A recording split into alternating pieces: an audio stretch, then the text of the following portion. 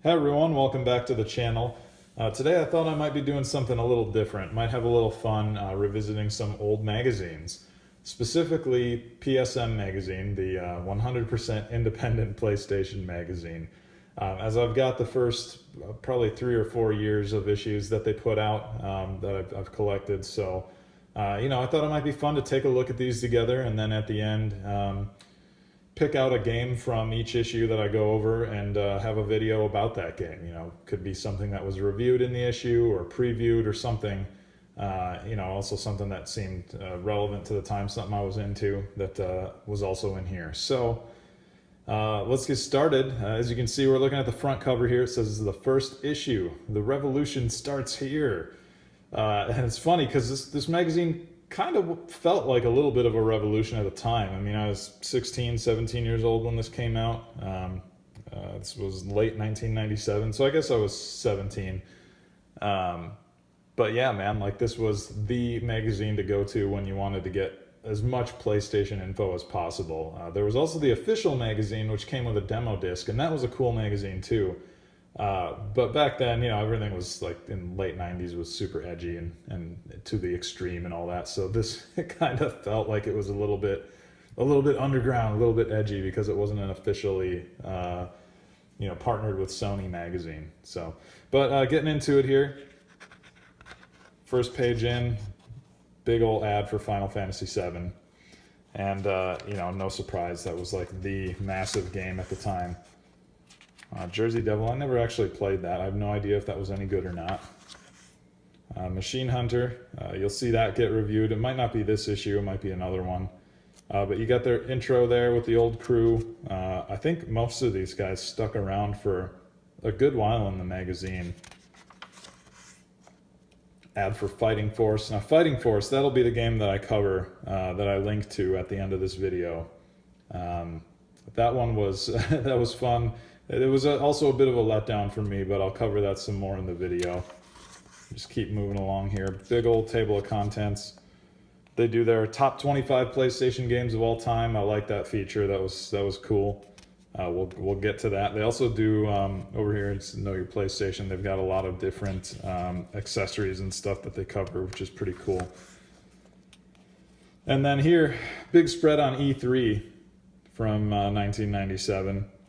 And it's so funny, this little sales chart over here, like Sony's dominance by the numbers. There's 4 million PlayStations out there and only 2.6 million Nintendo 64s, which is like, I guess it was a bigger lead back then, but now, it's funny with, PlayStation 4 and Switch and Xbox One out there, like the sales are just so much higher for these machines. Ultimately, that 4 million number for the original PlayStation would just get buried. I don't remember exactly where they ended up, but it was a lot. It might have been around 100 million, I'm not sure. Somebody's going to prove me wrong on that. So, no, idiot, you just go look it up. I have no idea.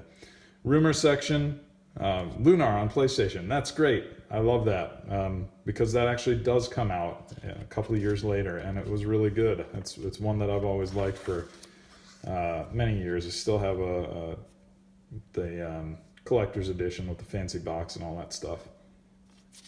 I got the this section here, the I guess Japanese import section would really take off in the magazine. I guess it was pretty popular. You'll see in later issues that they ended up expanding it. It gets more space than just those 2 pages, and boy, it really dominates issues in just a couple of years. So here they got their reviews. You can see Final Fantasy VII getting a 5, Resident Evil Director's Cut also getting a 5. That one, I I don't understand that. The Director's Cut, in my opinion, is so terrible. The music is notoriously awful, so I really don't know why they would want to give that a 5, but hey, I guess whatever. Let's see, we've got some other reviews here. Street Fighter Collection, looks like they liked that. Machine Hunter 4, and I know that they mentioned Loaded in here. Yeah, it looks like Loaded. And then, yeah, in the end, it looks just like Loaded with a few extras. I should have played Machine Hunter, apparently. I had Loaded, and I liked it a lot. You see what they would have scored older games had the magazine been around at the time. This was kind of cool and interesting. It's nice to see Toshinden would have gotten a 4.5 when that first came out, which is pretty much in line with how I remember game players or ultra game players reviewing Toshinden when that came out. And here we are, the top 25 of all time.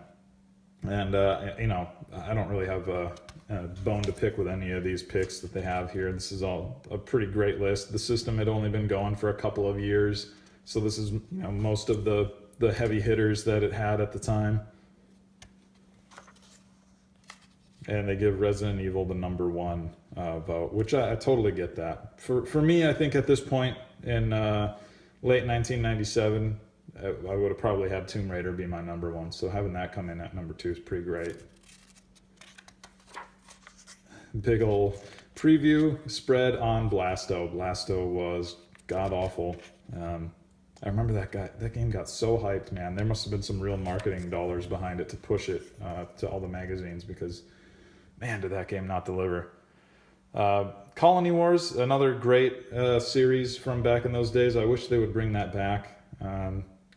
On the next page over, Castlevania Symphony of the Night, which is one of my favorite games of all time. And I have this magazine to thank for it, honestly. This preview and then the next issue, really, they were the people that told me about that game and why it was so great, and why, you know, when in the age of everything being 3D and cool, it was worth going back to this game that had like traditional 2D sprites and stuff. And they were totally right about it. Castlevania Symphony of the Night, one of the best games ever in my opinion. Gex, Enter the Gecko. I don't remember how many Gex games they made back then, but it felt like he was everywhere. Dynasty Warriors ad. Yeah, so check it out. We've had like about 1 million Dynasty Warriors games over the years, and everybody knows the Muso genre, or genre. I should say genre. The Muso genre is its own thing now, right? And Dynasty Warriors pretty much owns it. But what's funny about this first one that they're advertising way back here is it was a fighting game. It was just a one-on-one fighting game. That's how the series got its start.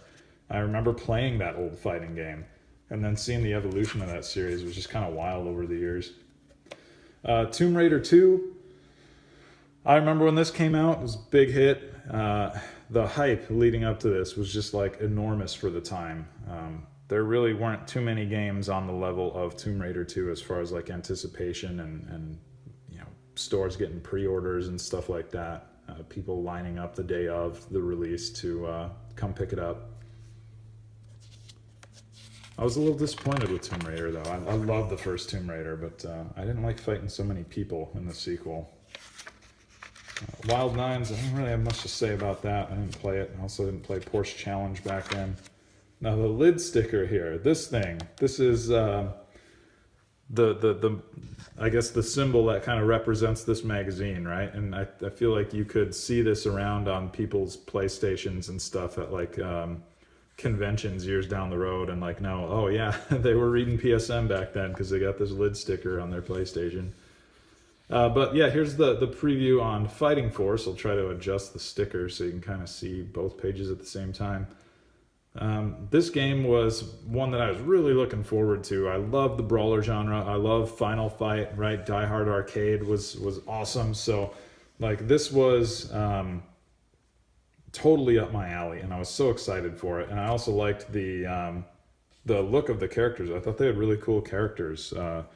Not so much big strong guy there, but like the cool semi-goth chicks with their latex and all that stuff. And then the lead guy there, Hawk, he just looked kind of cool for, you know, I guess to a 17-year-old.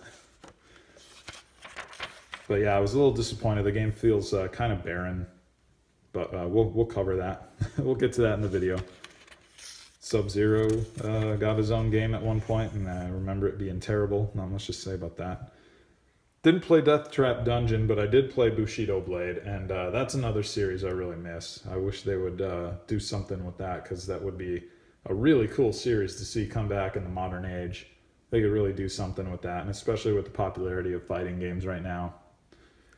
So yeah, this Death Trap Dungeon thing, I just want to point this out really quick. The gal down here, the outfit is just embarrassingly bad. I'm not usually one to get hung up on like scandalous outfits and stuff on characters. But that is just kind of ridiculous. It's it's a couple of metallic nipple pasties connected with a chain, just like kind of embarrassing, Product of the time, I guess. G Police, Madden 98. I didn't play either of those. Crash Bandicoot 2, not bad. The Crash remastered trilogy that they put out is a great way to revisit that game. And then here we got the Know Your PlayStation section here. All of these different peripherals. I love that they did this, talking about all the different stuff that's available. And then what they've got here is a complete released game list. So everything that was out before this issue came to print is covered on this list. And I guess it only takes up a page, but front and back page, but the font is pretty small on it. And you can see there's quite a bit that had come out in just 2 years' time for the PlayStation. I also like this because, this was pre the existence of Wikipedia, so it was a really great way for anybody who was trying to collect like an entire collection or that kind of thing, which totally wasn't me because I didn't have nearly the money for that. But if you were trying to keep tabs on everything that was out, that was a really cool tool to have. So here we got some Final Fantasy VII strategy guide stuff. I'm just going to kind of blow over this because there's a lot of it. It's handy. I mean, it was totally handy. I used this when it came out, and actually you can kind of see that one of the inserts is fallen out here because I tore it out ages ago. And they've got the code Bible here, but this little tear out thing for breeding chocobos, that was pretty helpful. Yeah, you can see I've got some notes on the back too, all these years later. So yeah, code Bible, right? Back when video games had weird cheat codes and just weird codes and stuff in them. You get access to all weapons or invulnerability or level passwords, play as secret characters, all that kind of stuff. Now all that stuff is like paid DLC a lot of the time, which is unfortunate. A lot of codes here. And the back cover wants to close the magazine now, so I'm going to have to keep hanging on to it here to stop it from doing that. I don't really have an elaborate setup here for like looking at magazines. I'm just kind of doing this off the cuff and making do with the setup I've got, so I hope nobody minds. There's probably professional magazine channels here that have all kinds of instruments and stuff, but that's not me. More codes here, along with some screenshots of what to look for, I guess, like over here. Some, I guess that's just random character select. That was worthy of getting its own little square there, apparently. Tip lines. Oh yeah, really quick here. Tip lines. Back, again, internet, not really what it is now. So things like tip lines were something people use to find out, how to progress in a game. Game Shark codes, add for IGN stuff. You can hear my dog clacking on the floor in the background. Sorry about that. Letters section. So this is kind of interesting too because on the bottom here, they've got this link up section, right? And I guess I don't want to spend too much time on this page. I feel bad kind of showing it, but again, this is over 20 years ago that this came out, so maybe these people have moved, but like they used to print a complete address on here. You could submit your info, your name, your email, your address, just in the hopes that like somebody else that was into the stuff that you were into would become a pen pal and write you, right? And you guys could like chat about games, which is super cute, right? And its intention and everything, but it's just kind of one of those examples of like, wow, they used to do that. We live in such a different world now, and some more of that and just various letters about other things like when's Tomb Raider 2 coming out? They did this Ask Sony section here. And this was cool. I remember this because back in the... Whoops. Closed the magazine accident. I remember this because back in the day, this felt legitimate.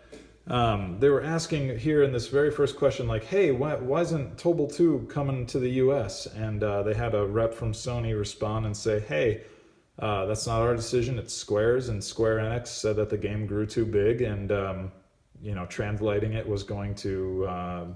be out of scope for them and it costs too much money basically and so they didn't think they would be able to recover the cost that it would take to localize it. So just kind of, back then, having somebody be that honest about something, and after years and years of nobody saying stuff like that, nobody really commenting on it, you would get some kind of info like that just from magazine editors, but never from like somebody who actually worked for a company, at least not from what I can remember. So that seemed kind of cool. Oh, before I flip the page, the top this section, I really like this. They had these challenges here, like how fast can you beat disc 1 in Final Fantasy 7, right? I like that. I thought that was really cool. I tried to compete in the one that they have next month for Castlevania, but I had a hard time getting a video of it, so I never ended up submitting. Let's see, they got an ad section here, which is wild, right? A marketplace. So I'm looking to buy whatever. And again, here's my complete address with email, which is just insane. And then their preview of next month. So obviously Castlevania Symphony of the Night is going to be the big one. And oh yeah, they do that great guide to all the different PlayStation accessories and stuff. They talk about Parappa. And then at the bottom you can see some more games that they're going to talk about. More, I guess you're getting more Blasto next month. Some more Bushido Blade. X-Men vs. Street Fighter. So very cool. And then your inside back cover ad is Hercules, and the back cover ad is Pandemonium 2. So that is the issue. That is number 1 of PSM, 100% independent PlayStation Magazine. Hope you enjoyed taking a look at that with me. Now, as I mentioned earlier, we'll move on to a video where I talk about Fighting Force, which got a big 2-page spread in the magazine here, and one that I remember pretty well because I was pretty excited about it. So anyway, enjoy that, and we'll catch you next time.